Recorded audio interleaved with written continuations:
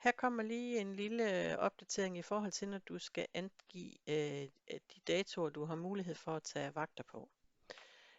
Det ser nemlig ud, som om Doodle har lavet lidt om i sin opsætning, og om det er nemmere at forholde sig til, ja, det er du jo dommer på, men egentlig synes jeg, at det ser mere overskueligt ud. Du går jo ind på hjemmesiden, og ind under den, der hedder Doodle og vagtplaner, og når du skal angive vagter, så læser du lige teksten her om, hvor mange du skal angive. Og så går du ned og finder den øh, udstilling, som du gerne vil angive vagter på. Det er også hernede, at de færdige og opdaterede vagtplaner ligger. Så kommer der en ændring til vagtplanen, så bliver den lagt ind efter få dage, så bliver den lagt ind med opdateringen, så du kan altid se den aktuelle vagtplan, der ligger her. Men lad os nu sige, at jeg vil ind og angive nogle vagter til august. Så klikker jeg her, og så bliver jeg ledt ind på Doodles side. Og så siger den, at jeg skal start voting. Det er jo lidt ligesom sådan et stemmesystem. Så det trykker jeg på. Så står der en tekst deroppe, der står, at det drejer sig om august, den udstilling, der starter i august 25. Og så står der også, at den første dag er en rengøringsdag. Det er jo samtidig med ophængningsdagen, og der kan man vælge at tage 2 til 3 timers rengøring, i stedet for en vagt senere i udstillingen. Så står der også, hvornår det er sidste frist til at angive vagter. Det betyder, at efter det tidspunkt, så kan man ikke gå ind og ændre på sine vagter.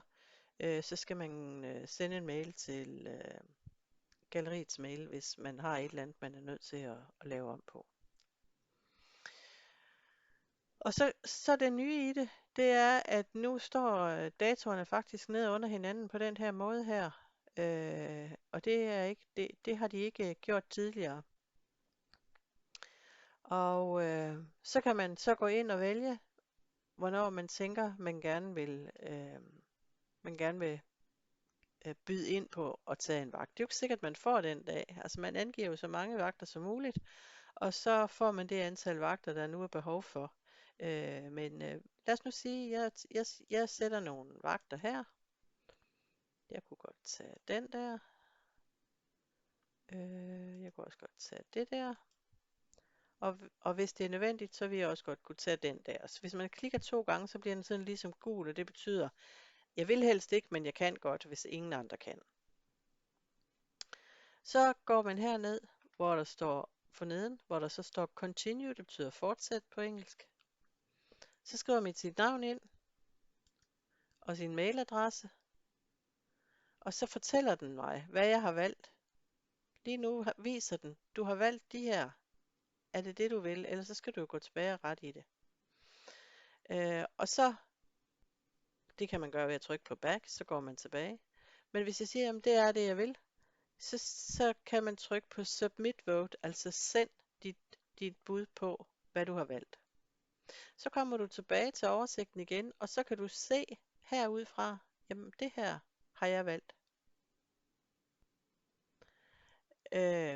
Så kan det være, at der går nogle dage, og vi er stadigvæk ikke nået deadline, og så er du blevet inviteret til fødselsdag. Den der dag. Så skal du jo ind og lave om. Så går du op i toppen heroppe, hvor der står Edit Response, det betyder ændre eller lave om i dit svar. Så trykker du på den. Så er de igen aktive. Og så kan du klikke den der dag, hvor du skulle til fødselsdag væk. Og så kan du sige, okay, så tager jeg den her i stedet for. Og så går du igen ned og trykker på Continue, som betyder fortsæt.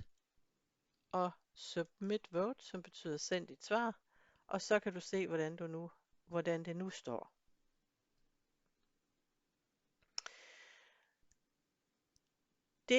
Når du så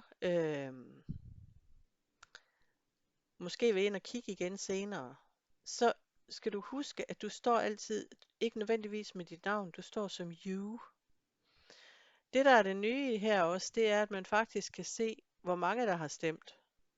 Det vil sige, at man kan gå ind og kigge her og sige, at der er 3, der har stemt. Der er 3, der på den dag godt vil kunne hjælpe til. Man kan faktisk også trykke på den og se, hvem det er. Øh, og det tror jeg er nyt. Jeg mener ikke, man tidligere har kunne se, hvem der ville tage vagter på på de enkelte dage. Vær lige opmærksom på, at der tit er flere datoer, end de kan være på en side, og så vil der være en side 2. Så der skal du lige videre til at vælge side 2, så du kan se, okay, her var faktisk en dag mere, end der lige kunne være på side 1. Så man skal lige huske, den sidste dag, eller de sidste dage, kan ligge på side 2. Ja, det var en opdatering til Doodle.